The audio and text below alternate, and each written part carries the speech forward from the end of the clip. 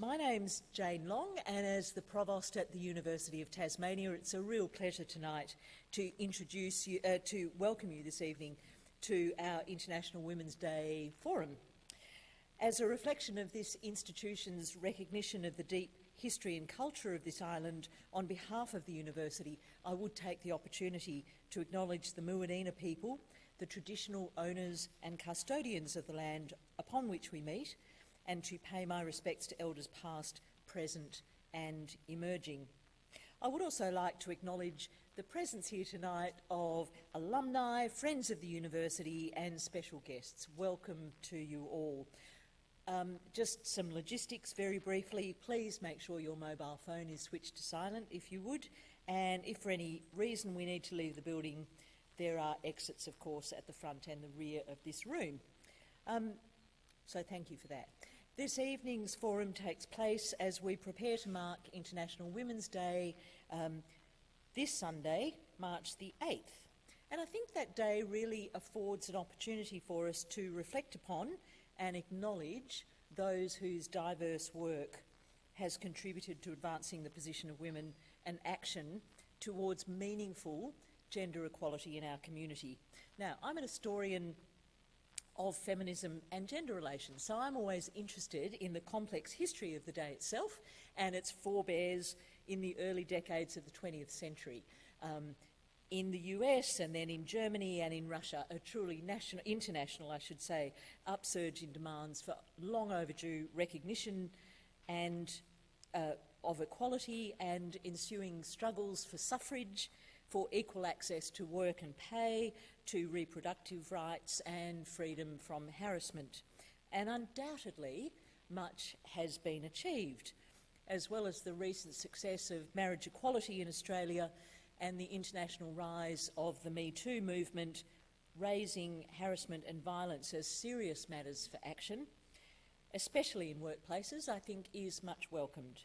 So too, I think about the example of individual women, leaders, sporting women and others, from Jacinda Ardern through to Taylor Harris last year, standing up to be counted, speaking with courage and conviction to insist in one way or another upon respect for themselves and indeed for all women. Not elevating us on pedestals, but rather recognising women for their contributions in all our rich diversity and all our human wholeness. In 2020, for a moment, I would propose on a more sombre note, however, that as well as recognising past struggles, we have reason to reflect with growing urgency on the challenges still facing women and indeed some worrying international reversals of rights that we believed were long ago secured. So in Australia, for example, we bear repeated witness to domestic and other violence directed towards women, families and other people.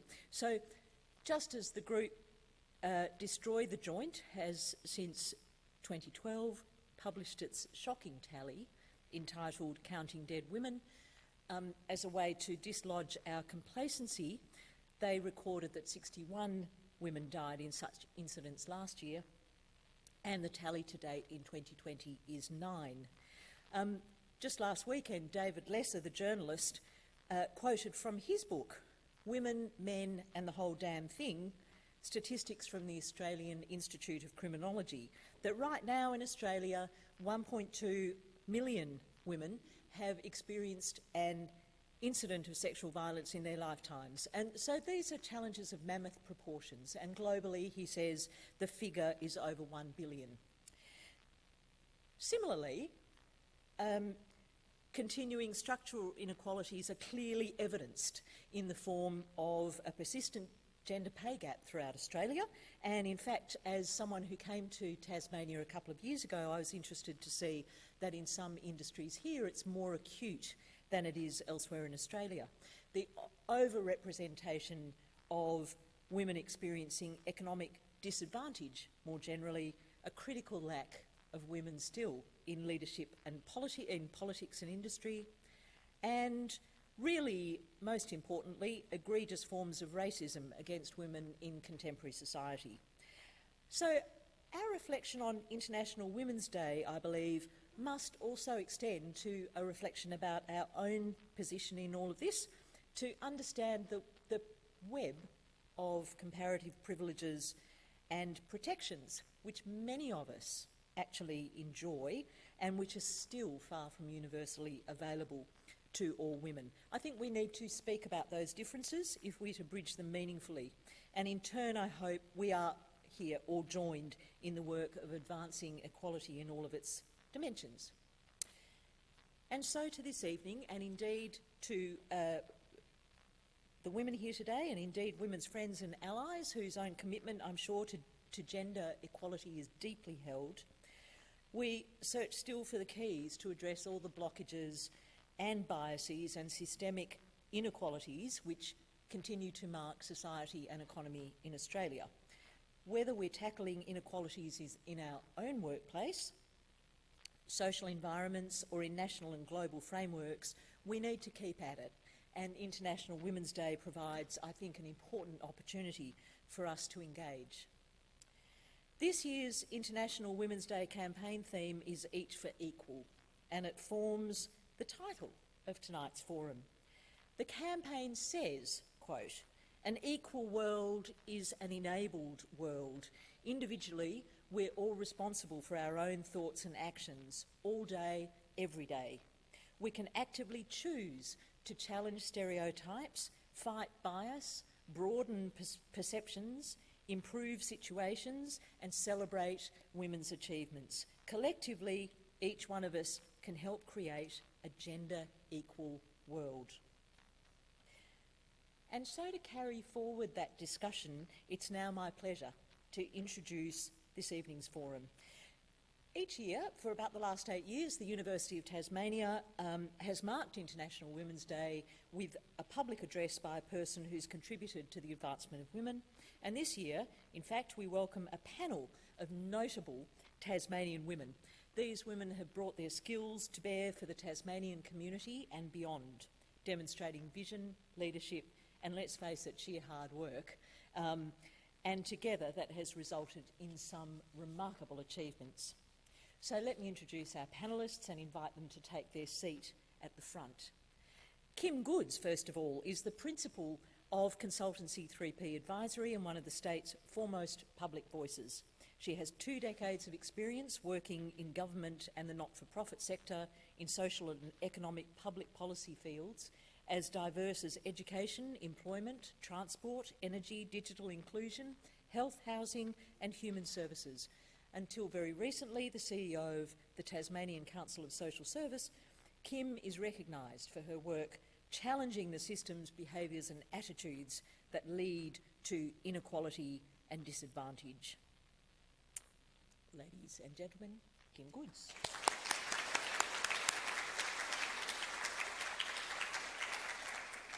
Our second panellist tonight is Dr. Jess Melbourne-Thomas, who grew up exploring Tasmania's coastline and wilderness, sounds like a fantastic childhood, and has gone on to work in the marine environment from the tropics to the poles.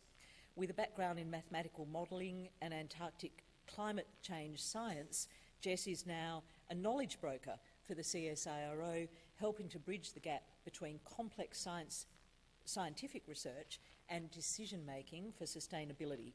A passionate advocate for diversity and gender equality in science, she's a Rhodes Scholar, alumna of the University of Tasmania, and of course, Jess was Tasmania's Australian of the Year in 2020. Jess.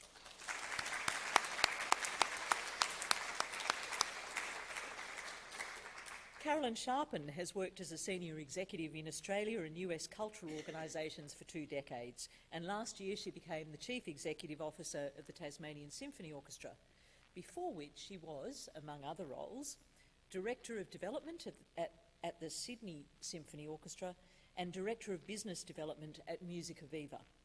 She was a Fellow at the John F. Kennedy Centre for the Performing Arts and holds a Master of Business Administration and proudly achieved her Bachelor of Music with first-class honours at the University of Tasmania.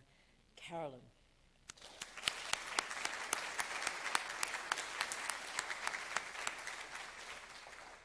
Our fourth panellist tonight is distinguished Professor Maggie Walter. Maggie is palawa from the larger Tasmanian Aboriginal Briggs family and distinguished Professor of Sociology here at the University of Tasmania. Until this year, she was Pro-Vice-Chancellor, Aboriginal Research and Leadership. In 2009, Maggie became the inaugural secretary of the newly formed Native American and Indigenous Studies Association, which fosters and supports international collaboration with leading Indigenous scholars from the United States, Canada, New Zealand and Australia.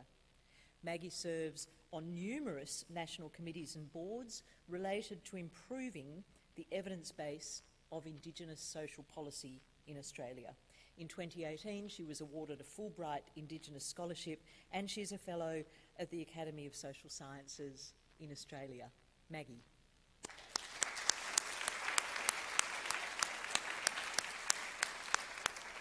And finally tonight, it really is my great pleasure to introduce our moderator for this evening's forum, Dr. Louise Grimmer, from the College of Business and Economics at the University of Tasmania.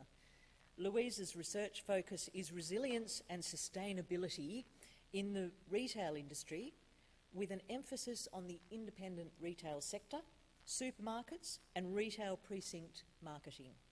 Prior to entering academia, Louise had a 20-year industry career working in senior roles in marketing and public relations. She is a fortnightly guest on ABC Radio speaking about marketing matters and, of course, is a regular contributor to the conversation. So, friends, we're in excellent hands. Please welcome Louise and, indeed, our whole panel.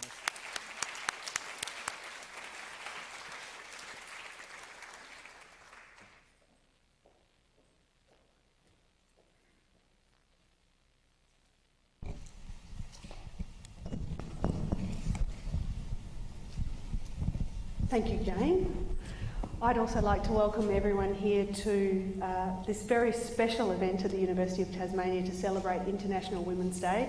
And thank you for coming out despite the rain. I was really honoured to be asked to facilitate this evening's panel because, of course, as we've just heard, we've got 4 amazing, talented and inspirational women on our panel. And I'm also really pleased to be one of those University of Tasmania alumna.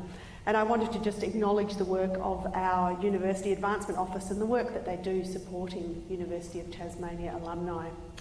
So this evening I'm going to be posing some questions to our panel, and I have given you the questions a little sneak peek, although Maggie, I'm not sure if Maggie might be flying solo here. And I'll be facilitating the conversation with the panel, and then when we get to about 10 to 7, we'll open up for audience questions, and then we're going to finish at 7:25 p.m. on the dot so that Jane can formally conclude this evening's event. So some of my questions have been developed in consultation with Professor Margot Losky, and I'd like to acknowledge Marg's contribution to this evening's event. Thanks, Marg, for your support and your input and helping us bring all of this together. So I thought we'd start with a question about International Women's Day, given that we're all here celebrating International Women's Day, and hear from the panel about their views on the role of this particular day. As Jane said, this year's theme is An Equal World is an Enabled World, and I think really the theme is about challenging all of us to individually think about how we can challenge stereotypes and fight bias and those things that Jane mentioned in her introduction. And this year's theme really asks each of us to really try and create a gender equal world. And you'll see the hashtag that's been used on social media this year, Each for Equal. So we know that International Women's Day really acknowledges, celebrates and supports women through events such as this. But this day also, I think, has a really important role in highlighting the work that still needs to be done. And Jane obviously talked about a lot of those issues in her opening. And so my opening question, and my questions are for everyone on the panel, but Jess, I'm going to start with you, if that's all right.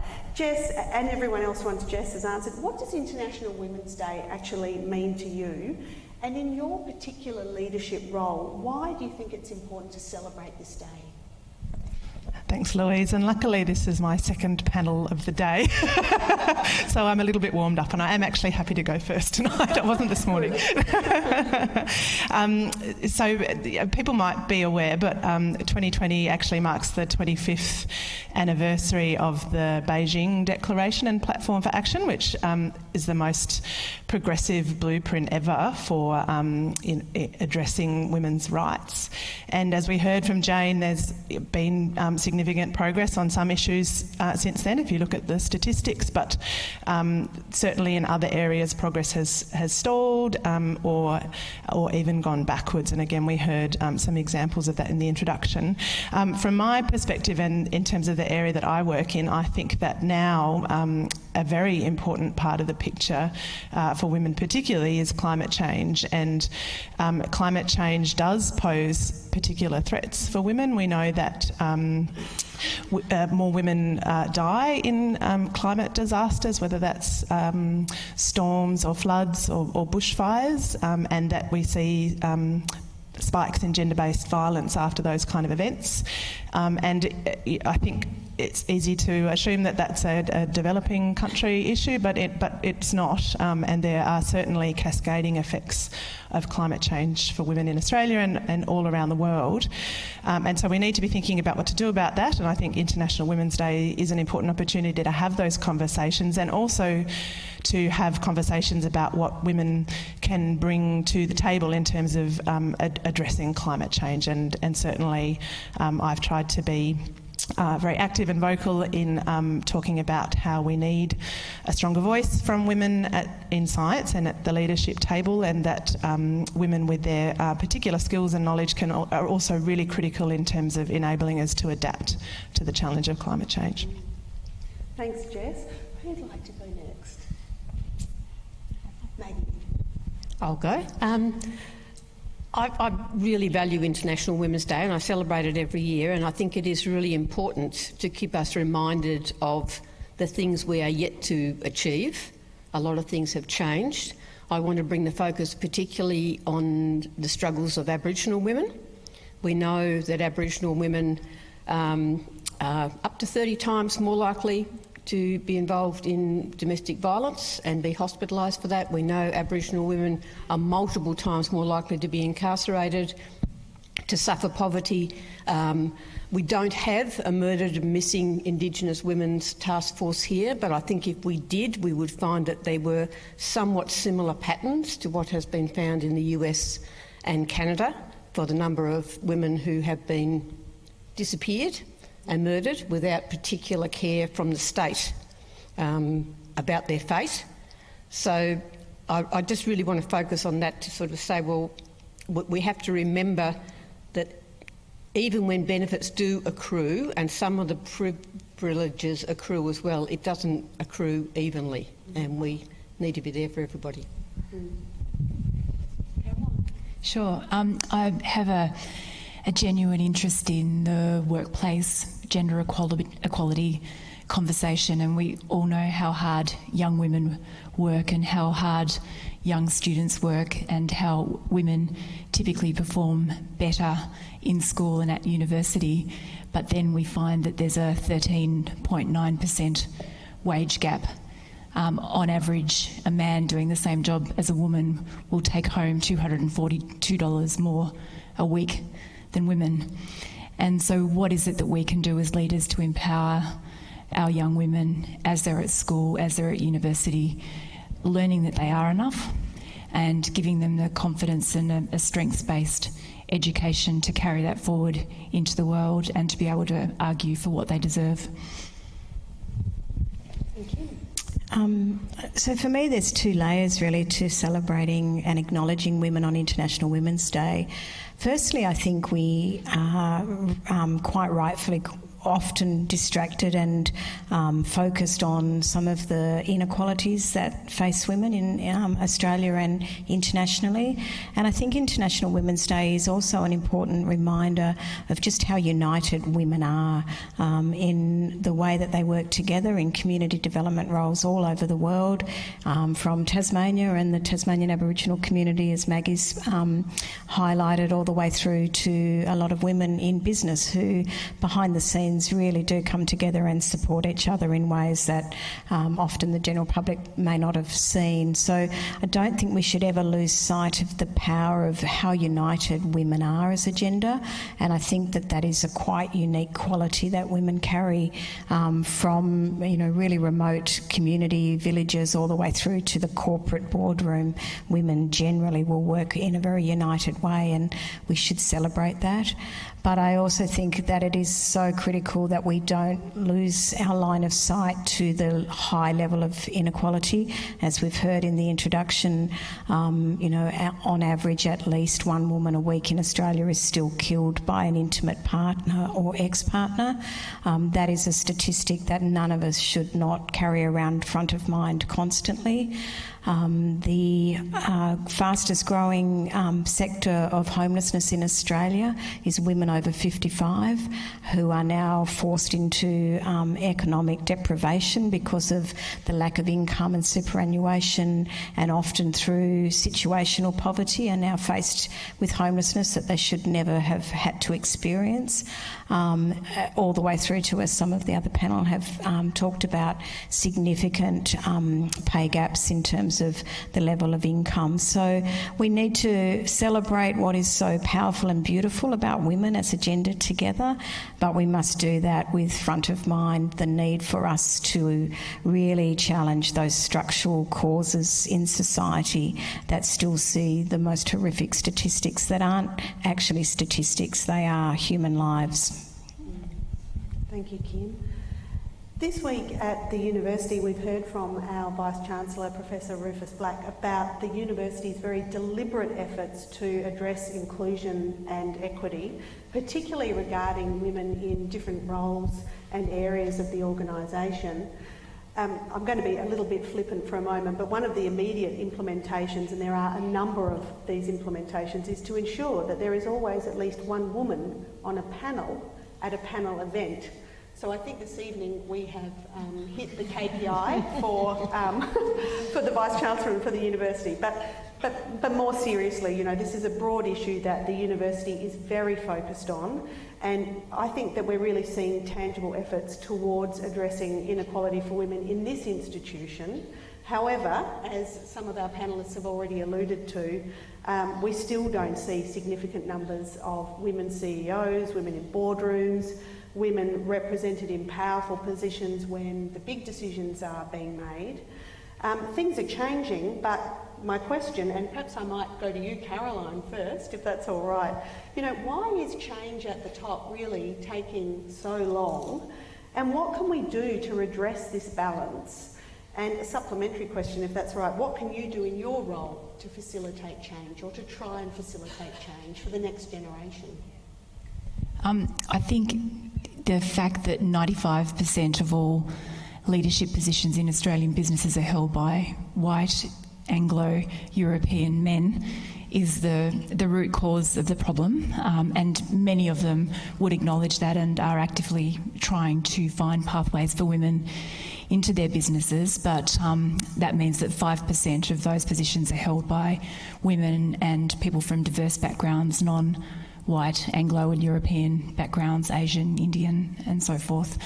So I think, I hate to think that it would be a multi-generational process of change. I fear that it could be, but I think that's where it's incumbent on all of us to try to lead by example, and to try and intervene at stages of women's careers when they're still at school, still at university and considering their careers, on a lot of the psychological building and the strengths-based approach, and teaching young women that they are enough and to go forth and to fight for those things that they deserve. I think we still feel that we are, if there's a job that comes up, well, I can do this part of the job and this part, but I'm not quite sure how to do that. And men tend not to think that way, so we need to get in early and train them from a young age that, of course, they're enough and they can do that. Jess, would you like to address that question? I think Caroline makes some excellent points there. I wonder also that if we can move beyond the conversation just being about fairness, which is absolutely critical, but achieving broader recognition that lack of diversity in senior leadership actually puts everybody at a disadvantage, because now more than ever we need new ways of thinking and diverse approaches to solving these complex problems that are in the world. And so I very much think that moving the conversation to that space where people actually acknowledge that we do need diversity if we're going to address these pressing issues might help make change. Yeah, facts tell us that as well. We know that teams that are diverse and incorporating people from a range of different backgrounds are 33% more productive, they have more ideas and they're more profitable. Absolutely, and I think, as we've just heard, ultimately one of the reasons why the change is so slow is because the power is still held by men. So it will take men to open up to change. There is, in terms of ASX listed boards in Australia, for example, there is, and it's an international organisation called the 30% Club, and that is targeting getting at least 30% of women onto ASX listed boards. So at a corporate level, they will not look at quota systems, but women are really trying to influence that. But ultimately, men on those boards will need to stand aside for women to take up those positions. And Australia just reached its 30% women on ASX listed boards late last year, and that was about 4 years behind its target date. So it is still, really, to be blunt, it's stuck at the top, as you've highlighted, because of the number of men that are sitting in those senior positions who do not want to see the status quo challenged. However, all the research would demonstrate, and McKinsey particularly, some recent research shows that for any ASX listed company who has achieved gender equality at an executive level and a board level will be 21% more likely than its counterparts to turn a bigger profit. So even though the focus shouldn't be on profit, we know in the corporate world it often is, even when you can see that kind of outcome, and the Banking Royal Commission demonstrates to us why we need to see a more humane approach, which will often come through women on boards, we still can't see the handing over of those roles to the women who on merit should be there. I agree. I'm paraphrasing somebody, and probably somebody knows who it is, but they say one of the major problems is not the lack of women, but the number of mediocre men in positions to which they're not fully equipped. And for women to be on boards means that some men have to make way, and that is the real issue. So people are fine in principle to say we need more women, but when you say, well, OK, we've got too many men, who's going to go? You won't get too many hands up. And I think we've seen with everything that if people say, oh, things are changing, it's okay, it's not. We know that when you sort of map these things out, we're looking at 200 years or 250 years for things to change if they keep changing at the same pace they are now. So I think the university's statement about ensuring representation and that is the norm and that is the way it will be is the way that it has to be, because otherwise there will just still be resistance to change. And even 30%, the sort of the idea that somehow 3 women and 7 men is equal, we've got a very long way to go. Can I just add to that, Louise, that the other big challenge in terms of senior executive roles in Australia and boards is that the search companies who are engaged to seek the applicants for those roles are also run by men, and predominantly those names that they then put forward are men. So there is research that shows that the search company model in Australia is really putting forward more men for senior executive roles than women, because they're from their networks. There's a multi-layered problem with lots of structural change that actually needs to occur. Yes, and so many inherent biases in the way selections and decisions are made. Yeah, I'm blowing the trumpet of the arts here, but I would like orchestras to be able to teach the corporate sector something, because we have our selection done completely anonymously. It's all done behind a partition, so people are assessed based on the sound that they're made. They're not even allowed to wear shoes into the audition, because you can tell by footfall sometimes. And we also have a complete gender balance on all boards and committees, so I think there's definitely a role for us to step up into. That's really interesting. I'm just trying to envisage some interview situations where you might have changing people's voices or putting them behind a screen. What a different outcome there might be in other areas aside from the arts. Yeah, that's right. That's fascinating. I mean, there are all those studies out there too that show quite definitively that when they do those experiments with changing a candidate's name to male or female, then the male is always, candidate, even though they're exactly the same, is always awarded more points in the selection. And you can't just wish that away. You have to change the rules, and there has to be structural change. I'd like to focus now on women and social media. And there was a survey that was done recently by an organisation called Women in Media, and it found that really scarily 41% of female journalists and commentators are trolled, harassed or cyber-stalked online. And in some cases they'd even been intimidated in the physical spaces where they live or where they work. And some respondents had reported that they no longer engage in controversial topics online as a result, or not even what we would call controversial topics, just topics that need to be discussed and that we all have a right to discuss. So Kim, I might, given that we're having a bit of a turn, I'll aim this question at you first, but it's for everyone on the panel. And I should note that we do have an academic here at UTAS, and I don't know if she's here tonight, but Dr. Louise Richardson-Self was awarded a DECRA from the ARC to actually research hate speech against women online, and there's a lot of work that obviously needs to be done in this area. But I guess my question for the panel is that given the prevalence of social media in all of our lives, and we really can't escape it even if we try, how can we improve these interactions online and ensure that women are actually safe and able to engage in the online space? And Kim, I might go to you first. Well, I absolutely agree and have experienced some fairly horrific trolling, and actually in the last 4 or 5 weeks before I left TasCOSS, I probably had one of the most challenging personally experiences based on some comments I made about Tasmanian Aboriginal people in Australia Day. So the TasCOSS staff, in a voluntary way, decided that they would work on the Australia Day holiday in support and solidarity for Tasmanian Aboriginal people, and we would take another day off later in the month. We, as the CEO at that point, I got industrial advice around that.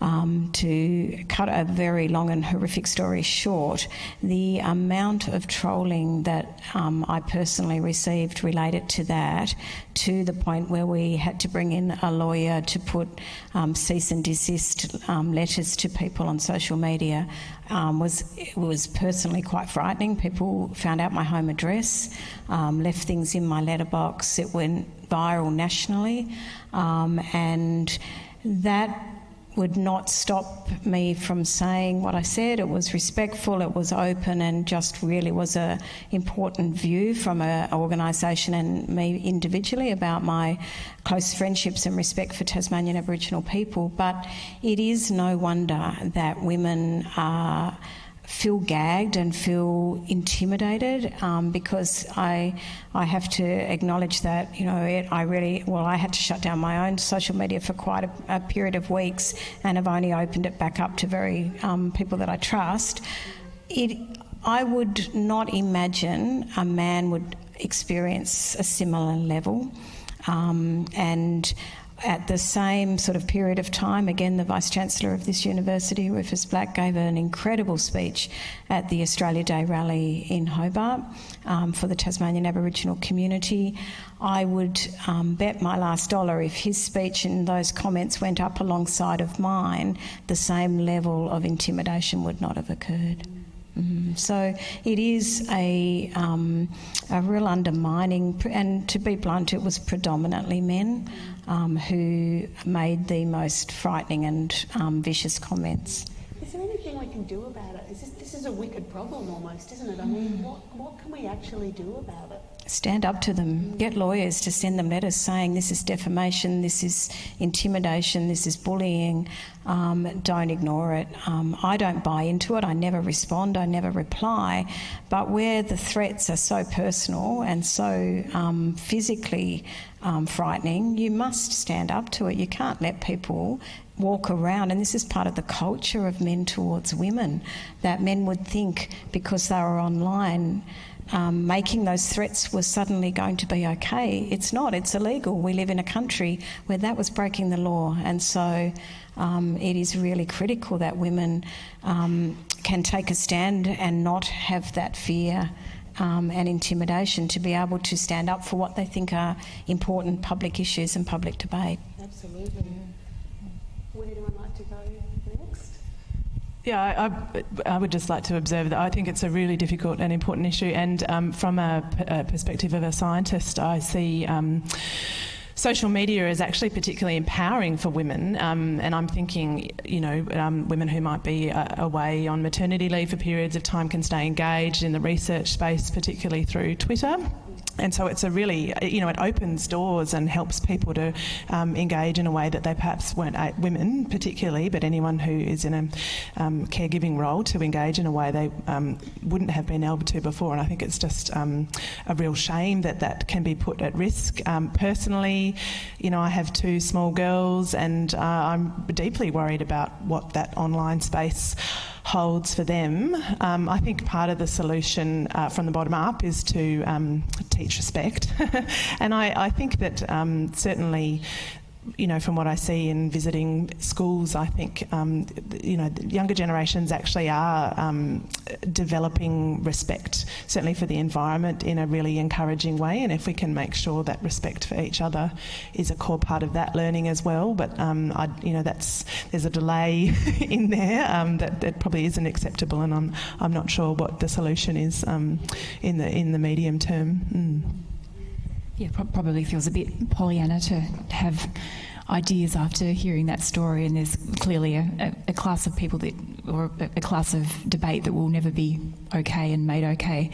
But in thinking this one through, I was thinking again a long-term solution around teaching respect. The other side of that is teaching people how to argue, teaching people how to make a point using argumentative tactics and argumentative skills that are actual skills, rather than the laziness of ad hominem attacks and attacking people and diminishing them as a human just because you don't see the world the way they might. So I think if we can intervene again at a young age in school and teach rhetoric, then perhaps there's a chance for people to be able to express a view without bringing someone else undone. I'm a bit meaner than that. I don't think... yes, we certainly do need to teach respect, but it's pretty obvious when we see how women are treated in politics, how people like Greta Thunberg, her looks are immediately the source of, from supposed world leaders, that there is this undercurrent of casual sexism that just pervades everywhere. I personally keep a very low profile online, and I do that deliberately because I know that I could end up on the front page of The Australian having liked a tweet by somebody else. Having said that, I follow Celeste Liddell, and I so admire somebody like her who is out there and constantly taking it on. But I think that we have to force more social media companies to take this stuff down, to not allow it up in the first place. And it just seems that as women we are expected to have to put up with a certain amount of abuse, and nothing much has changed really over all of these years. Perhaps we don't get quite the same abuse shouted out car windows. I don't know, I'm not a young woman anymore. But that was just part of being a woman, was that from about age 13 on you just had abuse shouted at you out of car windows and all sorts of other places, and I think the online stuff is just a version of that. And I think there needs to be, there's got to be consequences. This is mother coming out with me. And if you do this stuff, there has to be a risk to the person who's doing it, not just all of the pain going to the person who's receiving it. It's a really tricky one, isn't it? Especially when we've got sort of world leaders, many of them men, who don't act appropriately online, and I think you all know who I'm speaking of. It's really difficult for young men to see that sort of behaviour and to think about the way that they might model their behaviour if we've got people like DT and BJ. But the Me Too movement has really, that is about making people accountable for their actions, and unless we make people accountable, it will not stop. I've got a question about Me Too coming up soon, so I'll park that one there and then I'll stick to my list if that's all right with everyone. Some of you might have seen a really interesting op-ed on the ABC News website last week, I think it was. It was written by the journalist Stephen Jedgetts, and he's moved to Singapore and he's taken on the role of a stay-at-home dad while his partner goes out and earns full-time wage. And he's written about, it's a very charming piece, but it's about the reaction from local Singaporeans to this man who is wheeling around a 2-year-old child. And it's about his reflections about being a primary carer as well. And there has been some other recent media commentary about this issue and the desire for many men to engage much more in looking after children, taking paternity leave, etc. And it's clear that many men actually do want to be involved in these sorts of roles. And the Scandinavians seem to have this down pat, don't they? We could learn a lot from them, I think. So, Maggie, it's your turn. I'll go to you first. How do you think that we can actually engage as women more meaningfully with government, institutions and workplaces to encourage and facilitate the contribution of men to things like caring roles, parental leave, and other initiatives to achieve equality? It's a really difficult question, I think, and it is about a lack of will. I'm going to start negatively. Like, my children were in childcare, they're 33 and 29 now. I look at my daughters-in-law and their childcare issues, and it's no easier now than it was when I was doing it. It's still hard, it's still impossible, it's expensive, it's difficult, it requires running from pillar to post. I think a lot of men would like to be more engaged, and I think sometimes in families the dad is the more naturally nurturing person. Certainly was in our family. But there just wasn't the opportunity, and unless, again, I think we get a change in societal attitudes where looking after children per se, for everybody, men and women, is actually seen as important work, men won't be able to take up those positions. I mean, and I imagine it would be terribly hard for a man to actually try and take significant leave to look after his children. Caroline? I'm stuck on this one. I've got a good friend who was in the banking sector in Sydney, got to the very pointy end, and we were having a conversation about work-life balance, and he said, there is no such thing as work-life balance for anyone who wants to have a career.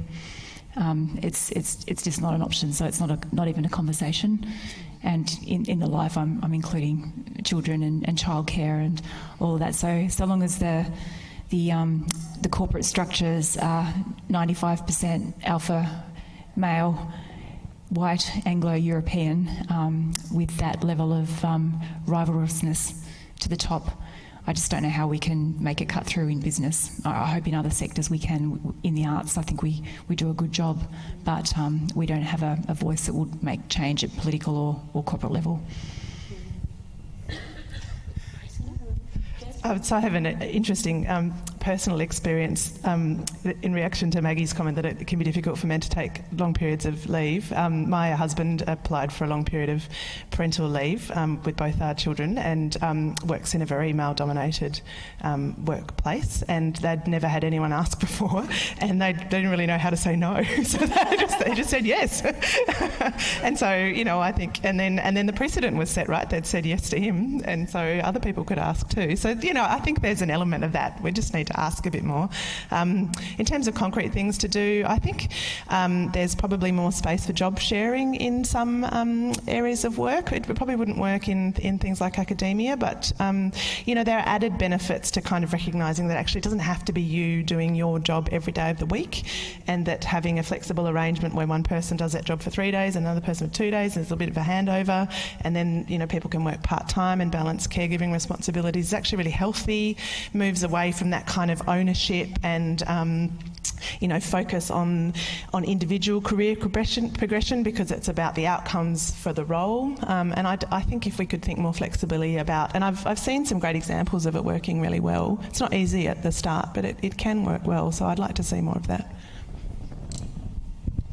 I guess I see this as one of those issues which is really about tackling and moving forward the social norms of our community and our society, both in workplaces and in a range of environments where if a man is feeling socially isolated because he's one of the few men at home with a small baby, actually that closely aligns with how isolated a woman can feel in a meeting where she's the only female in a room full of men in suits. How do we capture that? How do we learn from that? How do we help those men translate that back into a workplace situation themselves when they return to work?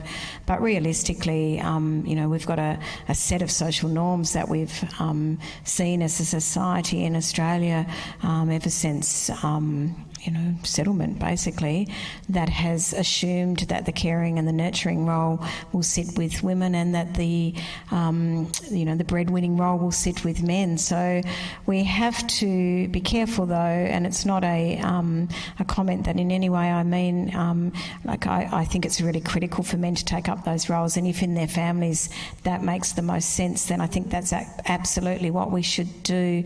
But we shouldn't put so much energy on supporting men to do that we forget that actually the fight is there for women in the same way, but in different environments. It's just we're highlighting this one because it's one of the few exceptions where a man experiences being in the minority rather than the woman. So I always feel a bit torn by it, to be honest, whereas a bit like Maggie, I'm probably getting older and tougher. I sort of think when I hear that, suck it up, we have to.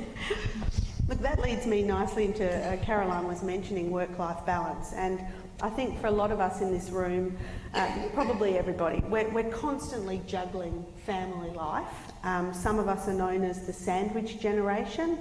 I'm one of these people. I've got a 9-year-old at home, I've got my husband, but I've also got my 81-year-old mother living with us, who my husband is a saint. She's a very nice person. But, you know, I've got these caring responsibilities and I'm sandwiched in between these sort of generations. We've all got caring responsibilities. We have work and career aspirations. We want to have some leisure time. I think I've got some hobbies, maybe some social time with our friends. And I think women in particular feel that we're constantly having to juggle this huge range of responsibilities and those day-to-day tasks that we just have to do. Something that Annabelle Crabb wrote about in her book, The Wife Drought, for those of you who've read her book. So this is a big picture question and it's open to any of you, but can women actually have it all? Only if they've got a wife. Good answer. Yeah, that's sad, isn't it? Lovely man that I used to work for, and there's a couple of my colleagues from that time in the room tonight. I was a single mother for most of my life with my children who are now in their 20s, and I'd run from Launceston to Hobart and back constantly for meetings, etc. And of a weekend I'd be mowing the lawn and dropping off at childcare, etc. And he said to me one day, you know, you need a wife. It's so much easier when you've got one of those. And it's kind of true for women. I don't even call it having it all. It's actually what we should all expect in order to be able to live a good life, is to get that balance right. And so how do you get the dynamic right, not just in your relationship at home or with your family, but also in your community and also in your workplace, so that there is balance. So until we see those roles really look quite similar, and I have to say I've been very fortunate in the last 4 or 5 years in the role that I took on at TasCOSS, which was a big role, that my husband was semi-retired, and so he did clean the toilet. People said to me, was he really like a wife? He even cleaned the toilet. And it did make that role much more manageable, and it meant that my children and my family also got more of me than they would have had I not had him. It's a big question. I just feel that we always, something's being neglected. You know, I forgot to ring my mother today to check on my sick child because I was so, worrying about tonight or worrying about lecturing today and things. And then I remembered I had a child who was actually at home sick, and I thought, I just can't get the balance right. There are lists that women carry around in their head that men don't even know exist, usually. I'm being very general, but when's the cat's immunisation due, all the way through to when do I have to take my child to get the bands on their braces changed, etc., generally will sit in a woman's head without anyone even knowing that those sorts of things are there. I had an interesting conversation in the workplace the other day about rewards systems, and that we always reward staff members who go above and beyond, right? And you never talk to a senior person in an organisation who says, oh yeah, no, my job's great, great work-life balance, and I don't never have to work overtime, and it's, it's great. And we have this odd system where we reward working harder than we're paid to, and where, as you look upwards, it only ever gets more intense. And I think that system is a bit broken, and we can't achieve a happy. I'm not saying that people that want to work that hard shouldn't be able to, because and some people thrive off working like that, and that's great. But there's an expectation that's what you should do to be achieving well, and I think that is a real problem. No, we can't have it all. I can remember, my children have been left home now for quite a while, and my husband's been semi-retired for 10 years, and that has made my working life much, much easier, for he's taken it. But having been so busy, working full-time, having children, studying, I actually have a negative conditioning where I get halfway around the supermarket and I think, I can't do this anymore, I've got to get out of here. Because for so many years, lunchtime was when you did the supermarket shopping or paid the bills, because you had to do it at lunchtime because you had to pick up kids from childcare after work, and you had to get to work and drop kids off. And I'm exhausted even thinking now about everything I did in those years. And you can't. I think we all have to be a bit more satisfied with good enough. I think I was a good enough parent. I was a good enough public servant. Yeah, maybe. Certainly a good enough student, but we are always trained to achieve excellence in everything. And I think even now when I read some of the mummy blogs and various other things that I do sort of as part of my sociological work, I think the pressure on women from other women is even more intense than it was. I used to send my kids, they used to have to do their own school lunches, and they used to whack together 2 pieces of bread with peanut butter in the middle, no butter, wouldn't cut it, and just sort of shove it in their lunchbox and away they would go. And I used to laugh about this, and then one of my girlfriends, who was a sole mother, pointed out that if her children went to school like that with their lunch like that, she'd get reported to welfare. So it's difficult, it really is, and I can't see it getting any easier for young women today, unfortunately. Yeah, I agree, but can anyone really have it all? I don't know that it's a uniquely female problem. There's a podcast that Amanda Vanstone has on ABC called Counterpoint, and sometimes she has some really interesting topics, and this particular one was about work-life balance and challenging that as a premise, because work can be a really fulfilling thing to do. It's a source of identity and stimulation and social connection and achievement. And would it be more healthy for us to think about it as an essential part of life? And so we stop thinking about a work-life balance and we think about allocation of life to different tasks. And I found that helpful. I by and large love work and get a lot of enjoyment and fulfilment out of it. And then the variables around that are how much time need to be allocated to other things, and can I find a healthy way to mentally stitch that together. If we do think about work-life balance, it tends to devalue and depreciate work, and it assumes that life happens outside of work, but so much of life happens inside of work. I think a little bit of reframing around the whole issue might be helpful. Yeah, I think the terminology is probably problematic, isn't it? I always think, well, work is part of life, so I don't really want to split the two, especially in my role where you are at work a lot of the time because you love it. But yeah, I think it's something that I grapple with, and I think a lot of people grapple with, trying to just balance all of those responsibilities and trying to have some time for yourself as well.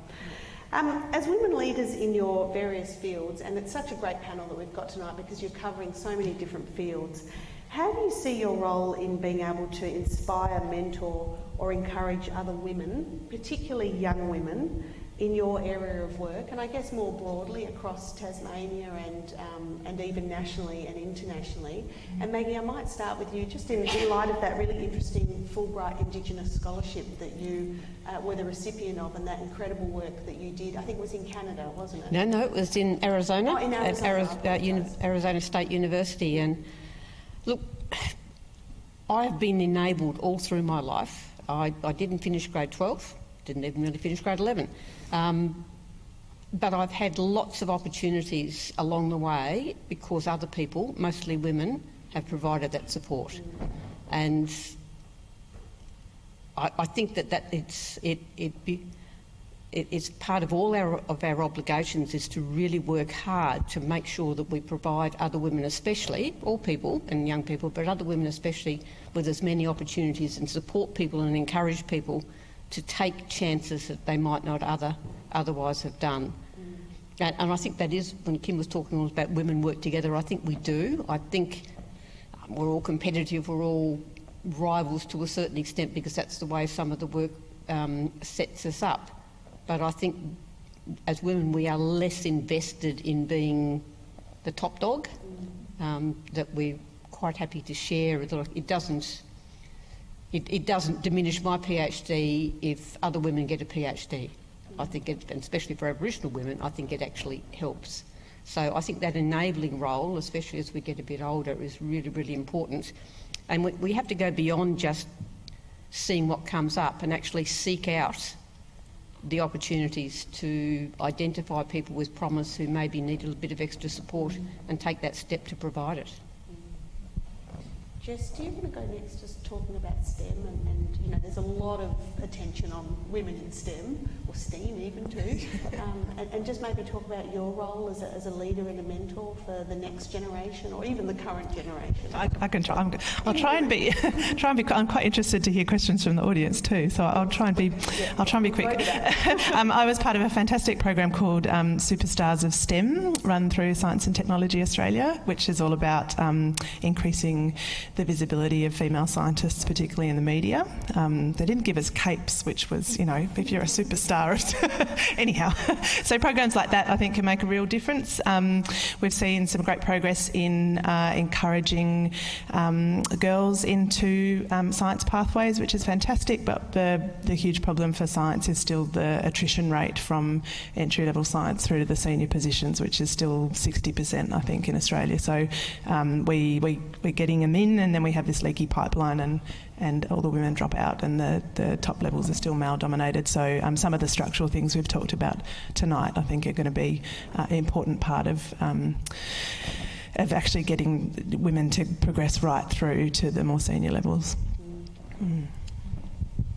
For me, it's and in a leadership role, it's about creating a culture in an organisation that enables people to bring their best self to work and do their best work. And in music and the arts, artists are putting themselves in a really vulnerable position every time they walk out on stage to perform, and the personality type is like the personality types of athletes, of management consultants and of lawyers. They're anxious overachievers, and so in creating the culture that will enable everyone to bring their best self to work, it's about kindness and respect, and making sure that those are the values that underpin the interactions that happen in the workplace, so that that's a smooth and friction-free environment, which then creates the opportunity to play.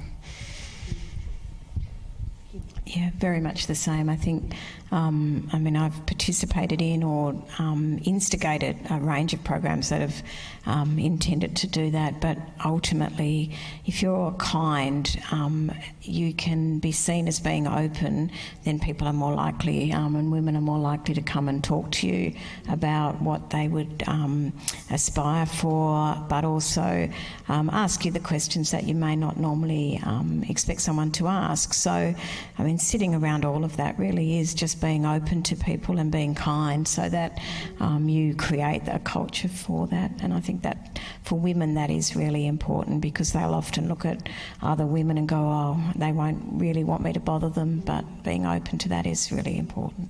I think kindness is such a characteristic that we all need to bring to work much more. You know, there's that famous saying, in a world where you could be anything, be kind. And I think that's a really important quote, I think, to keep top of mind. And it's something that I think women are. When you find kind women, it's such a great thing, isn't it? It's such a sense of community, and you feel that you can approach women who are kind and amazing as well. Mm-hmm. On that note, let's open up to audience questions. Now we've got the magnificent David and Jeanette, who are roving with microphones. And with questions, can I just ask that when you're selected to ask a question, can you just wait for the microphone to come to you so that we can all hear the question, and we're recording this evening's event as well, so it means people who are listening can hear as well. And if you could just indicate if your question is for a specific panel member or if it's free-for-all on our panel. So can I see... yes, let's start off with you here in the middle.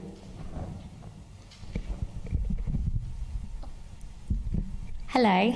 My question is for the panel. I'd be interested in hearing your thoughts. It really struck me that we talked about the 30% target for women on boards and the one woman per panel as a target, and I just wonder whether by setting these targets or applauding men for setting these low targets, we're setting ourselves up for failure by saying we're happy to have like a corner of the table.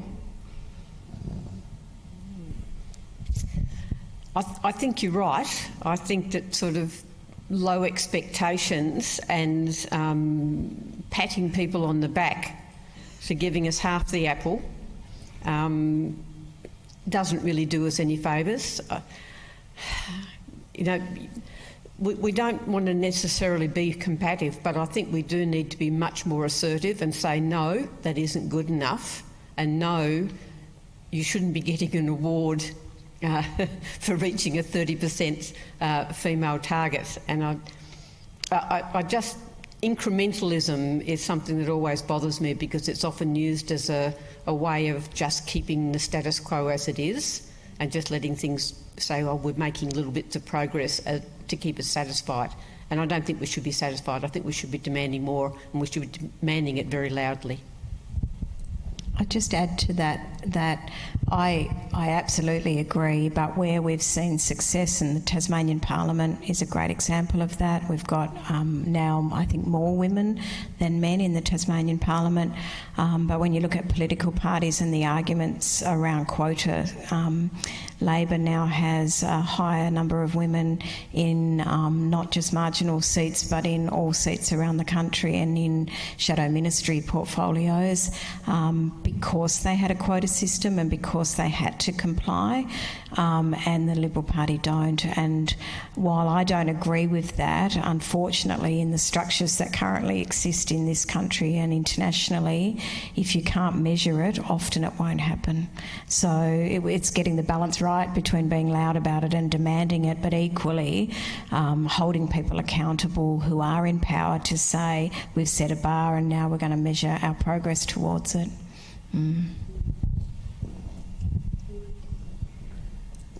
Another question?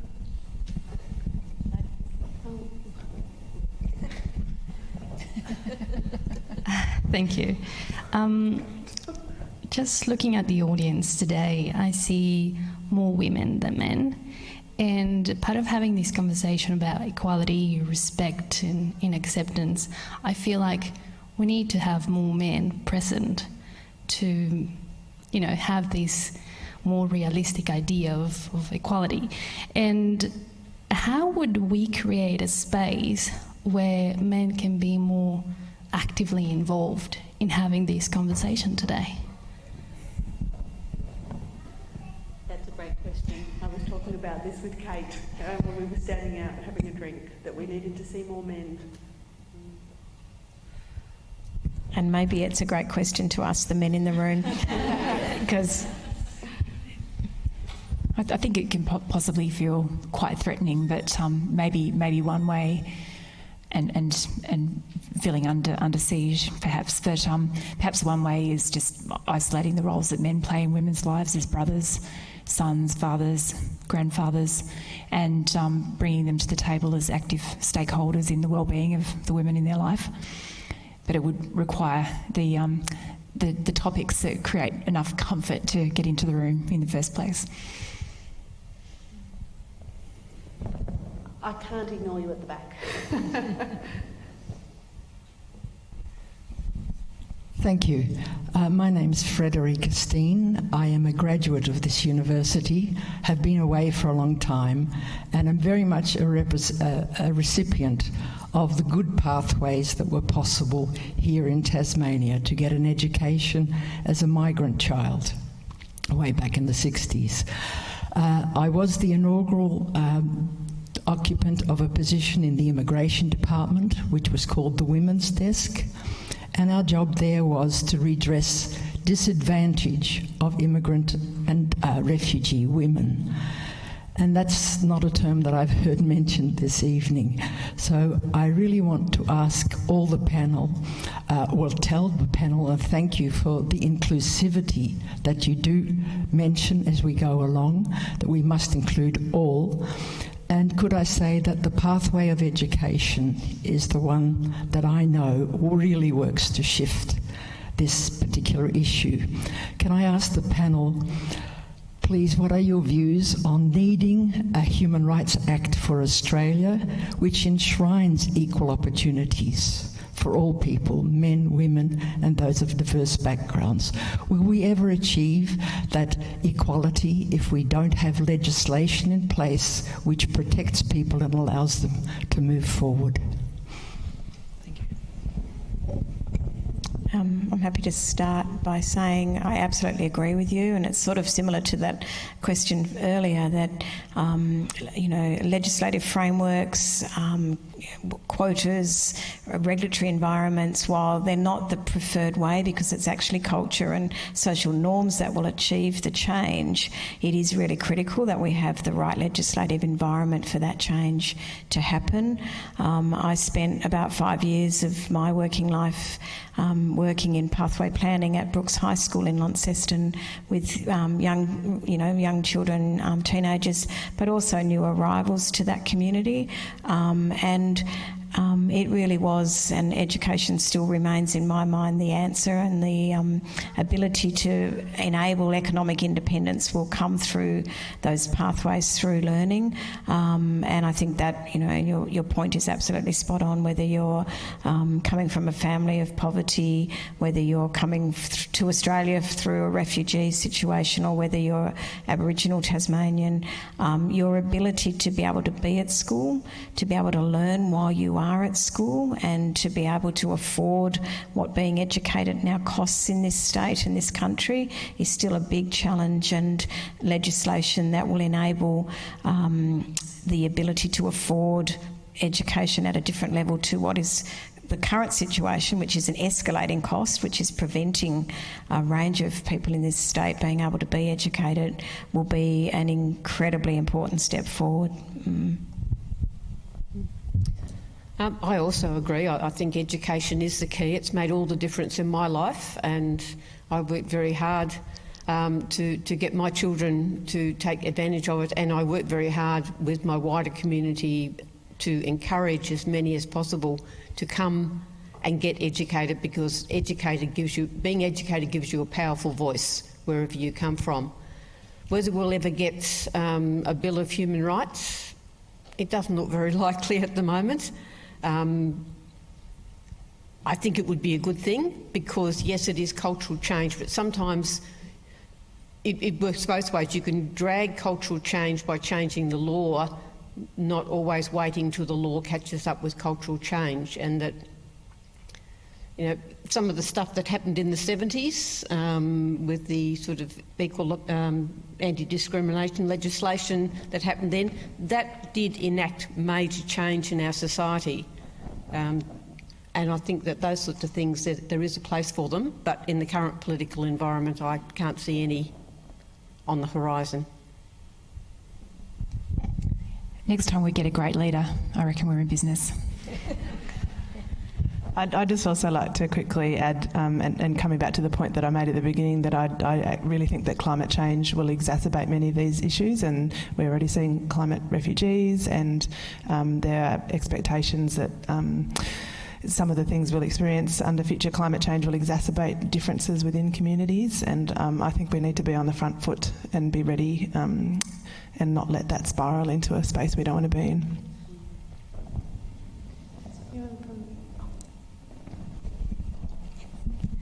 Hi, my question is for the panel as well.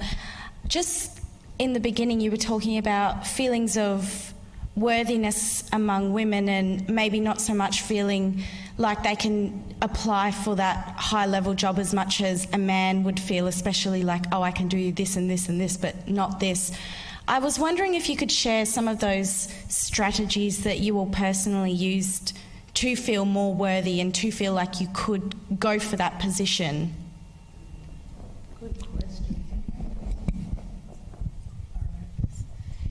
I think often it, especially if you're starting out, it doesn't necessarily come from within. So a really great way to do it is to find yourself a fantastic mentor and someone that you can talk to and really learn about your strengths with, and take that conversation into any sort of job situation that you have.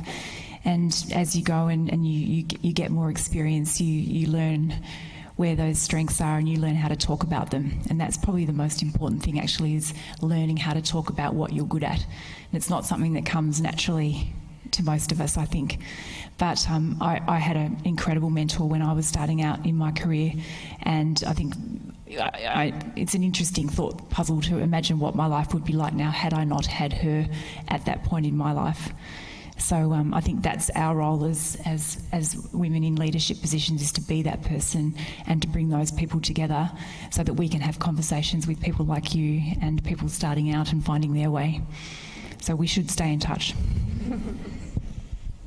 I read a great quote a few months ago which really resonated, and that was that confidence isn't actually about comparing yourself with someone else and feeling confident that you match. Confidence is actually not needing to compare yourself with anybody else. And I think if you can have a strong sense of self and hold that sort of inner power, then you can know and feel able to stand up to any role that you're going for if you've got the emotional intelligence to then make sure you do the development you need for that role. And I think that one of the things that women are taught from the time they're little girls is to compare themselves to others. Do I match that person? Am I as good as that person? And so I think for younger women to know that you don't have to match or compare, be the best that you are, then you are more likely to be able to walk in with your head high thinking, I've got this, I deserve this as much as anybody. Anyone else would like to answer that one?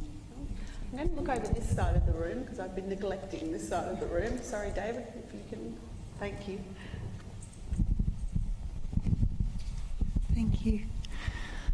I'd just like to test out an idea with the panel about an observation that I've had recently around two pieces of data. The first piece of data is that if you take some of the metrics we're seeing, like gender equity in terms of pay, superannuation, accumulation, status of disadvantaged groups, we're seeing a kind of stagnation.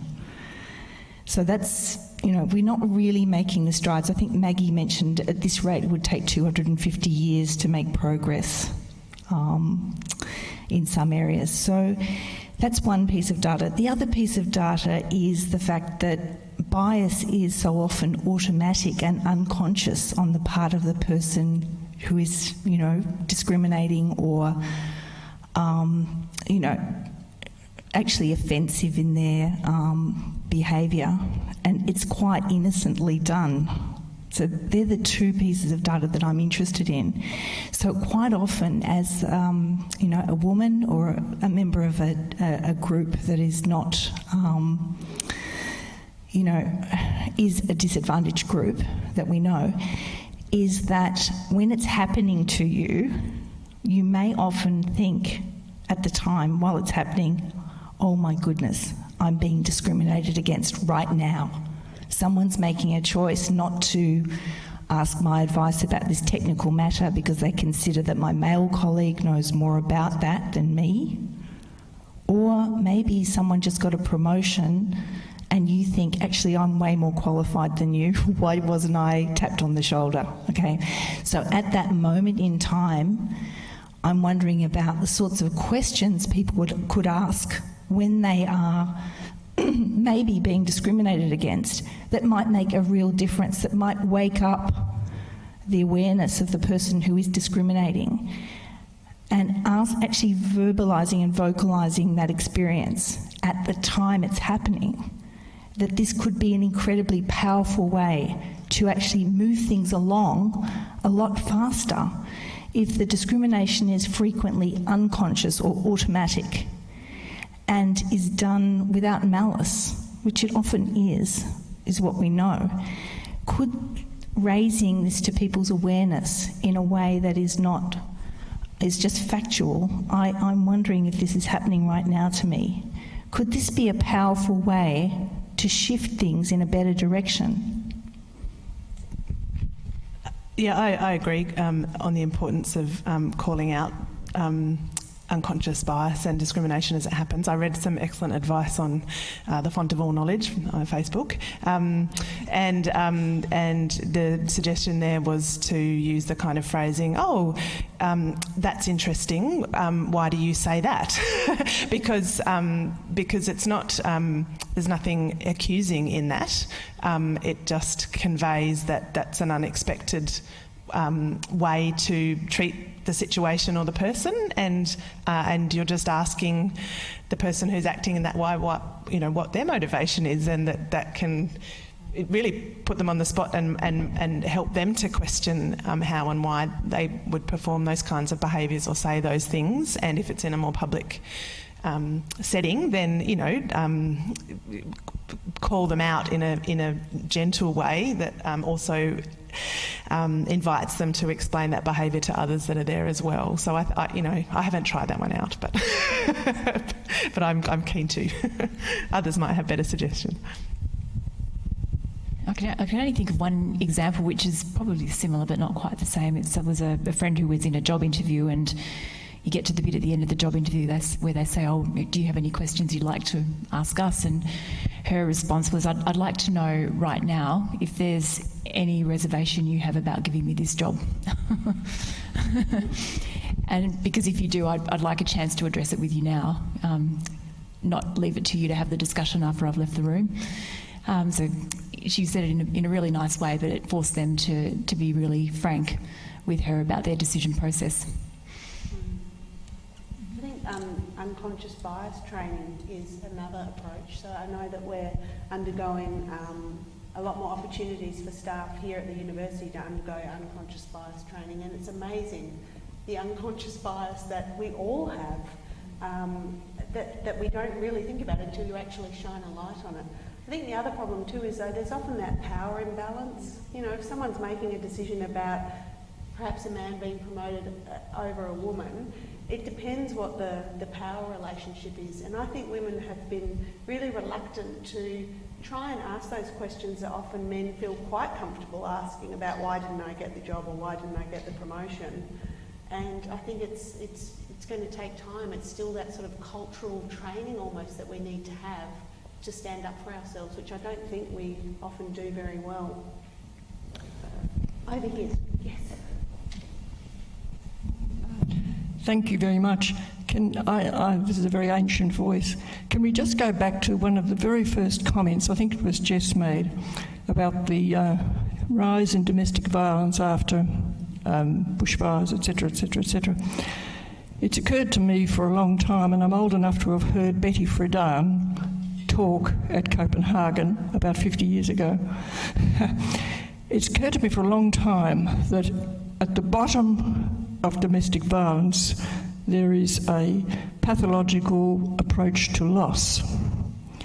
There's something wrong at the bottom of society. There are deep losses, and I wonder whether the intuitive understanding of women could throw more light on what some of the things that are deeply wrong at the root of things that leads to the need to resort to violence in order to continue in being, which seems to be the case. We have to keep in mind that domestic violence is not class related. It occurs right across social class. It is not removed by higher levels of education, and my particular experience happens to be in medicine, and I've certainly been involved in caring for women who have received very severe levels of domestic violence. And I can assure you, as you know, the statistics that occurs right through society. So I'm just asking the question. I think there is a deeper understanding needed at the bottom of what is going on that requires men to be so violent in order to continue to survive, as it were. I'm just wondering if there are some thoughts whether that might be a bit too far off the beam and a bit too difficult at this time of the panel.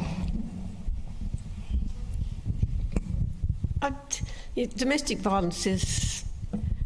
There seems to me, and I've read quite a number of studies of domestic violence, and it seems that nearly all the focus is on women. I've tried to read in recent times studies that have involved perpetrators, male perpetrators of domestic violence, because of course it's not all men who are the perpetrators. And there still doesn't seem to be much real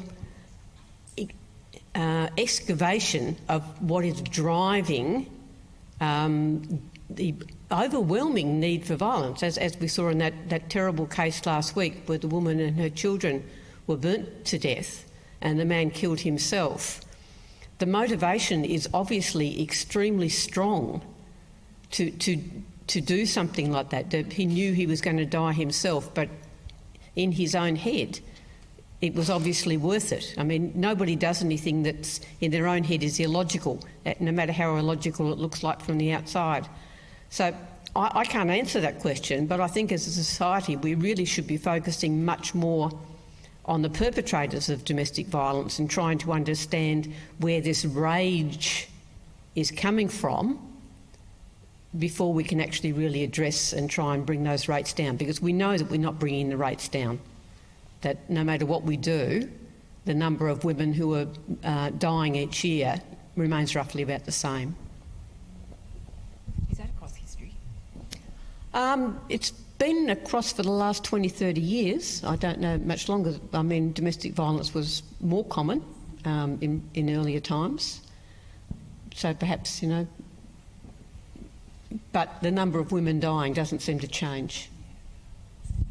I mean, ultimately, violence against women is a gendered issue, and it is steeped in need for some men who commit that violence to have power and control physically over a woman. And generally, in Australia and internationally, that is an intimate partner.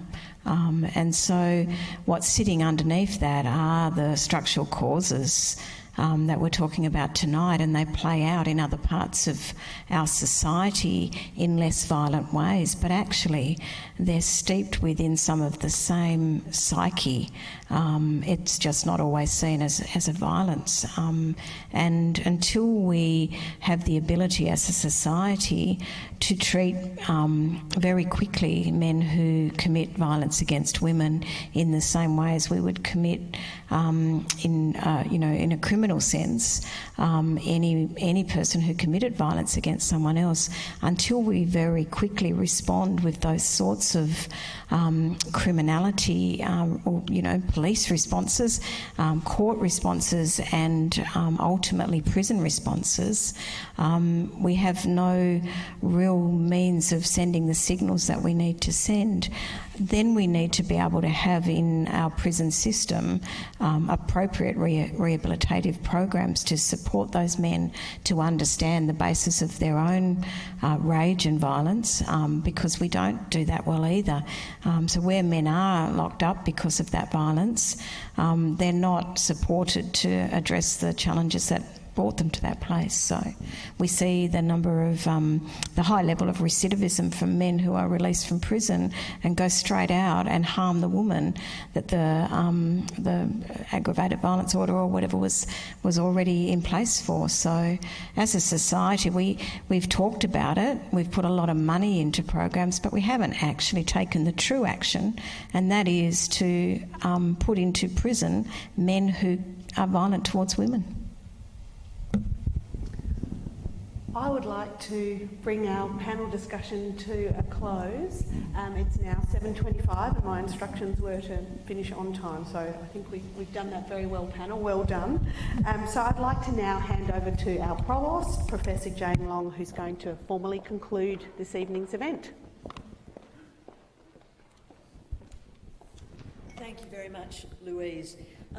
Our International Women's Day Forum, of course, will be part of a much larger global conversation about the advancement of women and the celebration of what is possible when women, as well as their contributions, are appropriately valued. And as I reflect on tonight and thinking that we have ranged widely, that Caroline started talking with us about the gender pay gap, Jess, the really significant and gendered dimensions of climate change, Maggie always importantly reminding us about the unequal accrual of benefit to women of different backgrounds, and Kim really importantly reminding us that whatever else, we should celebrate the power of unity.